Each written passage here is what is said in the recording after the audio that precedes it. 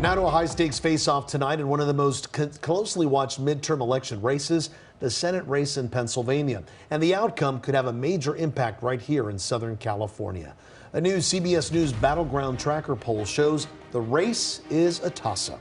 Well, Democrat John Fetterman has support from 51% of likely voters, while Republican Mehmet Oz, known as Dr. Oz, is right behind him at 49%.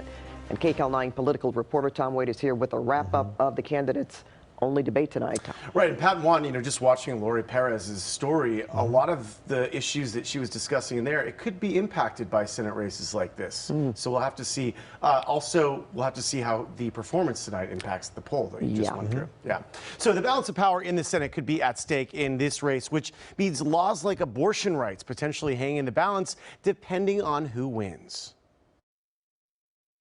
I might miss some words during this debate, mush two words together. Democratic Senate candidate John Fetterman taking the debate stage, acknowledging the stroke he suffered back in May.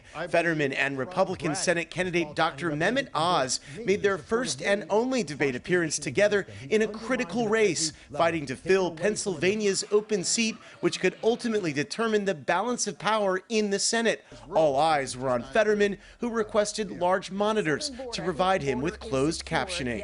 Hi, good night, everybody. Here's a man that spent more than $20 million of his own money to try to buy that seat. I'm also having to talk about something called the Oz rule, that if he's on TV, he's lying. And let's also talk about the elephant in the room. I had a stroke. He's never let me forget that. But it knocked me down, but I'm going to keep coming back up. Dr. Oz, as he's known from his years on television, was the hand-picked candidate of former President Donald Trump. I'm running for the U.S. Senate because Washington keeps getting it wrong with extreme positions. I want to bring civility, balance, all the things that you want to see because you've been telling it to me on the campaign trail. And by doing that, we can bring us together in a way that has not been done of late. Whoever wins this seat, and if the balance of power is tipped, a new majority from either side could have a major impact on issues like abortion rights. As a physician, I've been in the room when there's some difficult conversations happening. I don't want the federal government involved with that at all. I want women, doctors, local political leaders, letting the democracy that's always allowed our nation to thrive to put the best ideas forward. I want to look into the face of every woman in Pennsylvania. If you believe that the choice of your reproductive freedom belongs with Dr. Oz, then you have a choice. But if you believe that the choice for abortion belongs between you and your doctor, that's what I fight for. Roe v. Wade, for me, should be the law. Professor of politics at Claremont McKenna College, Jack Pitney, explains why people here in Southern California should keep a close eye on this race. This could be the decisive race in the Senate.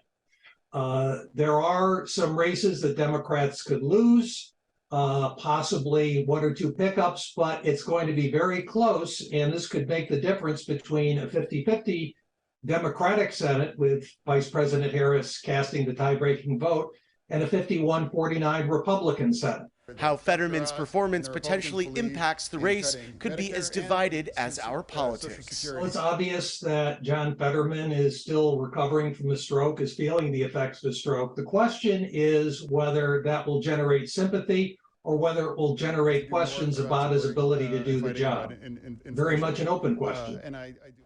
Fetterman has released letters from his doctors saying he is fit for office, but when he was pressed about releasing more detailed medical records tonight, he dodged that question. Pat, back to you.